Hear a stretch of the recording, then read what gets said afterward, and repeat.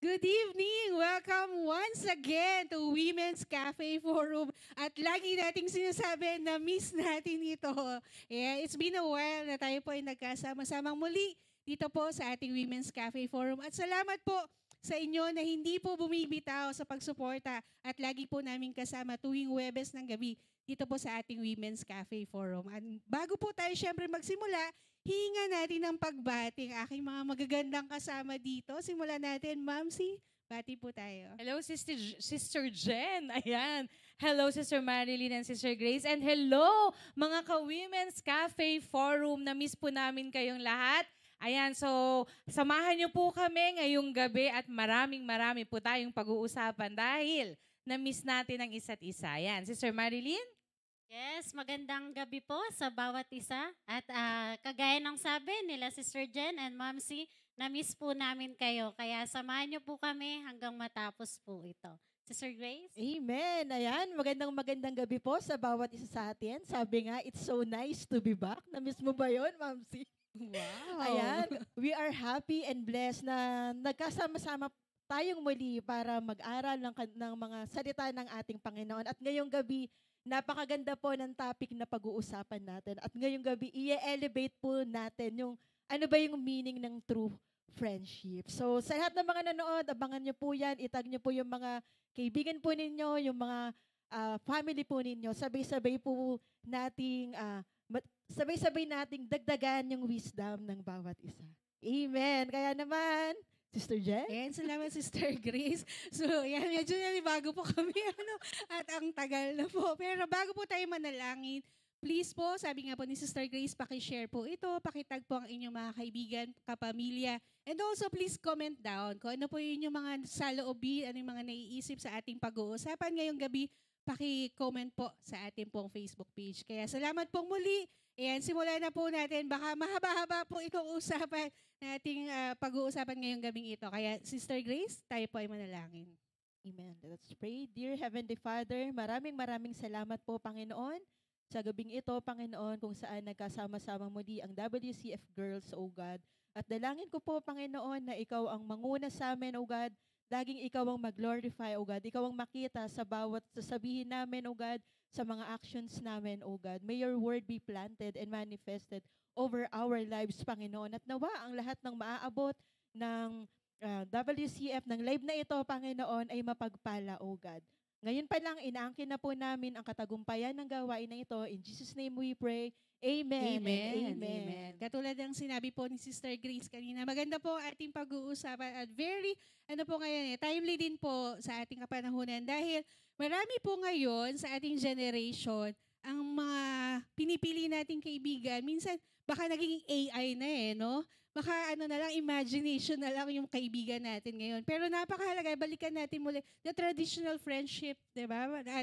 Katulad po namin, kami pong apat na magkakasama ngayon. Ang topic po natin is about FFL. Wow, may pa FFL. At may FFL na yan. Friends for life. Ayan. Friends for life. Ibig sabihin, na once nakatagpo ka pala ng kaibigan, no, kasama na yun dun sa puso mo, part na siya ng puso mo, ng buhay mo. Pero ano nga ba yung tinatawag na totoong kaibigan? Ano ba tinatawag na the good friend? Ano ba tinatawag na godly friend? Ayan, pag-uusapan po natin yan. Pero bago po tayo tuloy-tuloy, buksan po muna natin ang ating Biblia. At meron pong sinabi dito, sa Book of Proverbs po, marami po dong definition of friendship. At isa po doon sa ating pong kinuha ay Proverbs 18 verse 24. Ang sabi dyan, a man of many companions may come to ruin, but there is a friend who sticks closer than a brother. Ayan. Sa Tagalog, anong sabi doon? Ang nagpaparami ng mga kaibigan ay sa kanyang sariling kapahamakan. Ngunit may kaibigan na mahigit kaysa sa isang kapatid. Salamat po, Panginoon, sa iyong mga salita. Minsan, iba't iba yung uri ng friendship. Merong minsan, there are seasonal friendship na tinatawag na pag nakita lang, magkakaibigan. Pero pag hindi na nakita, wala na. Pero meron naman na kahit hindi nagkikita, magkakaibigan pa rin. Pero, yun po ang ating pag-uusapan. Ano sabi dito? Meron naman po maraming kaibigan pero hindi mo alam sino ang totoo doon sa iyong mga kaibigan. Yun yata At yung mahirap ngayon. Oo, no? yun ang mahirap ngayon. Ang dami mong friends, ang dami naman tawag sa iyong kumare. Ayan, i-filter natin, sino ba doon ang talagang tunay at tapat mong kaibigan. Ngayon naman, pag-usapan natin, ano nga ba yung good friend para sa inyo? Ayan. Una yan, Sister Marily, what is a good friend? Good friend ba tayo, Sister Kami? Amen. Siyempre, we are good friends. Wow. So, good friend, siyempre, unang-una, masasabi mong good friend yung friend mo or masasabi natin good friend tayo pag mapagkakatiwalaan. Yun yung pinaka-importante sa lahat eh. Kasi yun nga, gaya nga ng sabi ni Sister Jen, marami tayong pwedeng maging kaibigan pero hindi lahat magiging tunay na kaibigan. So, gaya ng kami po dito, nabuo yung friendship. So, for me, good friend, hindi mo lang siya kaibigan pag may kailangan ka. Kaibigan mo siya sa lahat ng pagkakataon, pag may kailangan ka, pag masaya ka, pag malungkot ka. At saka yung good friend na masaya ka para sa kaibigan mo, hindi ka, kunwari nag-post yung kaibigan mo, yan na naman, Correct. kung ano-ano na naman, pero masaya ka, yung ewan ko, siguro sila nafe-feel din yung parang sa mga anak. Ako, sa mga anak ni Sister Jen, kay Rap, natutuwa ko na, nakatuwa naman si Rap pag nagpo-post. Parang naiiyak ka para sa kaibigan mo. Hindi yung parang kaibigan mo lang, oh, beso-beso. Hindi po kami beso-beso dito, tapos kung ano-anong sinasabi pag nakatalikod. Hindi po yun ang good friends. So, masasabi ko na kami dito, we are good friends. Amen. Thank you, friend. Ayun lang po. Salamat naman, friend. Si Sister Grace. Ayan. Pag sa harap ng camera, good friend ba kami, Sister Grace? Ikaw naman, Sister Grace. Hello. A good friend, ayan. Kanina na-explain ni Sister Jen. So, ang dami-dami palang ibig sabihin or marami pa ng types ng kaibigan. So, kanina nabanggit ni Sister Jen, may mga friends tayo na parang na-met mo lang, tapos hindi naman kayo ganun ka-close. Naging kaibigan mo lang siya dahil pare-pares kayo ng interest. Pero meron tayong kaibigan na masasabi talaga natin na genuine, authentic, yung pangmatagalan. Yung parang, kahit hindi kayo nakikita, parang magkapatid na yung turingan ninyo. So, ang dami. So, para sa akin, ano yung good friend? Sa akin, ang good friend ay, una, syempre, honest, mabait, maunawain, good listener, at saka mapagkakatiwalaan. Ayun. So, importante din na loyal yung kaibigan mo. Alam mo yun na kahit na ano yung pinagdadaanan mo, kahit gaano kahirap yung pinagdadaanan mo, andyan siya palagi. Yung alam mong nandyan lang siya, nasusuportahan ka niya. Amen. So, ito, tsaka natutunan ko rin, a good friend, no judgment. Naiyak na naman ako, di ba? No judgment. Na-miss Tsaka namin yan. ano yun, yung parang hindi awkward sa kanila kung minsan tahimik ka. Minsan may mga moment na gano'n, na darating ka sa punto ng buhay mo na kahit ang alab-alab mo naman, darating yung panahon na parang nangihina ka. Pero salamat sa Panginoon dahil meron akong masasabing good friend na kahit hindi ka nagsasalita, alam mo na nandyan sila, na nagpe-pray sila sa'yo. So napaka-importante na ma-identify natin, malaman natin sino ba talaga yung good friend, tsaka yung kaibigan na alam yun na parang close friend mo lang.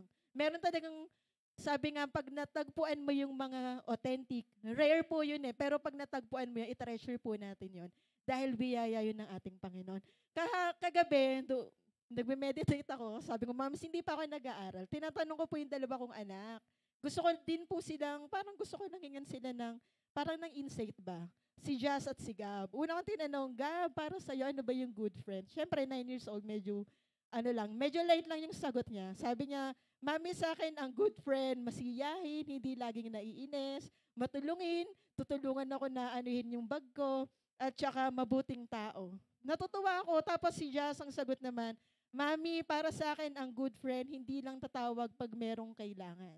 Sabi niya, Mami, ang good friend dapat, yung parang nire-respeto yung opinion mo, hindi nagtotalk behind your back. Natutuwa ko kasi kahit ganun lang yung age nila, yung parang nauunawaan nila. Kaya sabi ko, anak, kaya napaka-importante at ang foundation ng pagiging mabuting kaibigan ay yung love talaga. Kasi hindi mo maibibigay yun kung wala kang love.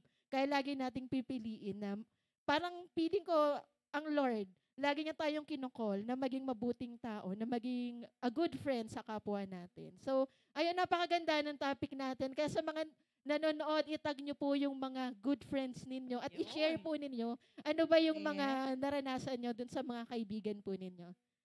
Amen. Sir Jen? Sige po, Ma'am C. Ayan. So bago ko sumagot, gusto ko lang i-take yung opportunity na to thank you, Sister Jen, Sister Marilyn, Sister Grace, for being, yung pwede kong matawag na not just good friends but true friends. Dun sa real essence nung salita, nung term na sinasabi natin.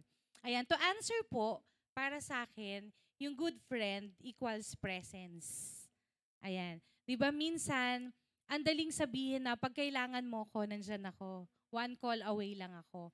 Pero minsan, dumadating yung pagkakataon na hindi natin naibibigay or natutupad yung pangakong yun sa isang taong pinangakuan natin. So, when you are really a good friend, sabi nyo nga kanina, based din dun sa mga descriptions ninyo, nandyan ka anytime. Hindi naman somehow yung physical presence but your presence lang, yung puso mo, 'di ba? And kapag sinabi nating good friend, it actually means or involves yung deeper commitment and relationship doon sa tao. So sabi nga ni Sister Jen kanina, we have seasonal friends. We have friends kapag nakita lang natin ng Sunday, hello po, magandang umaga, kumusta ka, kwentuhan ng konti.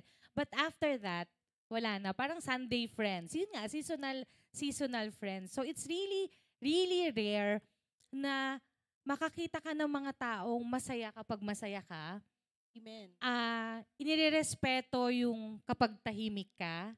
Yes. Alam kung bakit tahimik ka. And minsan nga, you don't need to say anything. You don't need to say any words or utter any words para i-express yung sarili mo or iparamdam sa kanya kung ano yung nararamdaman mo. Ang sarap maging masaya sa kasiyahan ng isang tao. And I think for me po, isa yun sa basehan ng pagiging totoong kaibigan. And you learn to may nabasa ko kanina, do not fight the battle of someone. Hayaan mo siya, but be there for that person. Be there for that friend. Kasi doon sa battle na yon, for sure, he or she will learn something. May tuturo ang Panginoon din. Huwag mong saluhin. Di ba minsan, may connotation tayo, sige, ako nang bahala sa'yo. Sasaluhin kita. Hindi pala. Kanina na-realize ko rin yan, yung parang, sige, papakita kong true friend nyo, pag may problema ko, ako nang bahala. Hanggang sa eventually, nakalimutan ko na baka hindi mo matutunan yung dapat matutunan mo during that thing, during that process na ibinigay sa'yo ng Panginoon kasi sinalo ko. So hayaan ko pala, but I want to reassure you, dapat i-reassure ko kayo na I am here praying from afar at cheering from afar na kahit hindi ko sinasabing, Sister Jen, nandito lang ako Yung alam niya, alam mo na, parang ako, alam ko na I have safe havens. Lagi ko sinasabi yan kina Sister Jen. Lagi ko yan sinasabi sa inyo. Na I don't need to pretend. I don't need to pretend na super duper very good si Ma'am C. Hindi. May moments na down ako. May moments na hindi ako mabait. Pero ina-accept nyo ako. Ina-accept nyo ako ng ganon. And kapag may gala kayo, o di okay, kailan nyo pa yan? Just, hindi. Ibig ko sabihin, also, friendship is maturity Yes, exactly. Diba? Tama po. It's maturity. How you accept yung friends mo. Kasi we are 4 individual people. Hindi tayo pare-pareho ng ugali. Amen. Hindi tayo pare-pareho ng trip. Diba? Amen. Malay mo tayo, trip natin, kumain si Sister Marilyn, hindi niya trip yun. Pero, nandun siya. I mean, iso-support niya. No issues. Amen. Siguro yun ang sasabihin ko po. No issues. And yun, parang ang dami ko nang nasabi, pero I hope parang may na-capture kayo dun sa sinabi ko. Basta ganun, parang at the end of the day, a true friendship means your presence. Amen. So, yun lang po. Dagdagan ko lang pong konti, Sister lang po. Jen. Naalala ko lang, parang hindi kailangan authentic Hindi mo kailangan baguhin mo yung sarili mo para mag-fit in ka dun sa isang group. Amen. Yung parang kailangan mo lang maging magpakatotoo ka. Kasi kung talagang mabuting kaibigan yan or talagang true friend, tatanggapin niya kung ano ka talaga. Hindi mo kailangan magkunwari na ipakita mo na mahusay ka para magustuhan ka lang. Just be yourself. Kasi kung talagang mahal ka nila, talagang foundation is love. Kung talagang mahal ka nila, tatanggapin ka kung ano ka. At kung may mali sa'yo, ang totoong kaibigan, iko-correct ka. Ayun po talaga yung mga natututunan ko. And iko-correct ka. Kung di ba ganun yung, kung mahal mo yung isang tao, iko-correct mo siya kasi ayaw mo siyang mapahamak. Kung may nakikita kang mali sa attitude niya or sa mga ginagawa niya, iko-correct mo. Kasi ayun po Amen. talaga yung true friend. Hindi lang kasama mo siya sa kasiyahan. Amen. Amen. Through thick and thin, parang Amen. magkakapatid din Through talaga. thick and thin. Through thick and thin. Yeah. Thick and thin. So, yun. Pero 'di ba, aminin natin, it's too hard na makahanap ng Totoo. kaibigang totoo, Totoo. kaibigang tapat. Siguro it will start na sa sarili mo mismo. 'Di ba? Yung hinanap natin na sino kaya dito ang tunay na kaibigan na pwede kong Correct. samahan. Siguro it will start from you. Be that person. Yeah, be that person. Be that good friend. Yes. Be that praying friend, di ba? Be the trusted friend na talagang hinahanap mo sa ibang tao. Magsimula muna sa atin, sa ating sarili. Lalo na sa atin. Kasi mahirap, lalo tayo, mga Kristiyano. Diba? Siyempre, makikita yung the way we talk, the way we handle situations. Mahirap, kunwari, unbeliever yung sasabihin, pag ba unbeliever, hindi ko na friend. Correct, Diba? correct. Pag Christian ka, dapat ang friend mo ba Christian lang? Hindi tayo din dapat mamili sa ganun. Kasi, kaya nga tinatawag na we are a praying friend to pray for her, Amen. to have a relationship with God. Diba? May mga ganun kasi baka sa mga nakakanood dito sa atin, teka lang, may mga Kristiyanong ito, mga nagsasalitang ito, baka hindi ko na pwedeng lapitan to kasi hindi naman ako Christian. Pero, hindi po namin sineset aside yung mga unbeliever friends natin. And true enough, mahal natin yung mga kaibigan natin. Before naman tayo magkakasamang apat, may mga kanya-kanya tayong mga kaibigan. And hanggang ngayon, kaibigan ko pa rin sila. Hanggang ngayon, pinagtitiwalaan ko pa rin sila. Ang kaibahan lang nun, although hindi natin sila kasama sa ating pong paglilingkuran, sa ating Panginoon, but we are still praying for them, we love them, and we trust them pa rin, diba? So, doon natin kailangan i-clear sa ating mga manonood na ang good friend ba kailangan Christian lang? Ang good friend ba kailangan yung mga nagsasalita lang sa WCF? Hindi po. And the perfect example of a good friend is Jesus. Sabi nga ni Jesus, di ba, I am your friend because lahat ng sinasabi ng Panginoon, ng the Father, sasabihin ko sa iyo, ibig sabihin, that trust of Jesus, yung sinabi sa kanya ng revelation of the Father, sinasabi niya yun sa atin. Sinabi niya yun sa New Testament, hanapin ko lang po mamaya. That's the perfect model natin si Jesus. And Jesus, He's willing to be our best friend. Kahit ano ang iyong nakaraan, kahit ano ang iyong pagkatao, kahit ano ang iyong ugali, pero pinili tayo ni Jesus. Ganun din po sa atin. Amen? May mga weaknesses po tayo. Lahat tayo may mga weaknesses. Pero nakita natin, minahal natin ang bawat isa. At doon tayo mas lumalago. Amen? Yung weakness ni Ma'am C, makikita ko din yung sarili ko, doon ako lalago Weakness ni Sister Marilyn, ni Sister Grace, doon tayo lumalago. And also, yung strength ko, mahawa ang bawat isa sa atin. Ayun ang kagandahan po ng tunay na pagkakaibigan. Ayun ang kagandahan na inaalam po natin yung tunay na relasyon na ating pong sasamahan. Ayan. Kaya salamat po sa ating Panginoon. Dahil marami po tayong natututunan dito na kahit po kami, mga edad namin, mga nasa 20s pa lang kami. Ayan. Nasa 20s kami, pero humahanap pa rin po tayo ng totoong mga kaibigan. At hinahanap din natin yung mga tao na gusto nating maging kaibigan din. Hindi lang po yung mga napili lang natin sila lang kaibigan, pero everybody is welcome, di ba? Everybody is welcome to be in our, parang, bang term ng mga kabataan ngayon? Yung sa ating mga tropahan. Yan, mga ganyan tawagan, tropahan, dabarkads, yan. Pero sabi, sisterhood, ayan. Pero wala pong paluan dito, ha? Ayan. Kaya, salamat po sa ating Panginoon. Pero, meron pa ako isang tanong, Ang bilis ng oras, how do we find, parang nasagot na rin natin, how do we find a healthy friendship? Ayan, paano ba natin matatagpuan? Parang kanina nasundutan ko na yun eh. Ayan,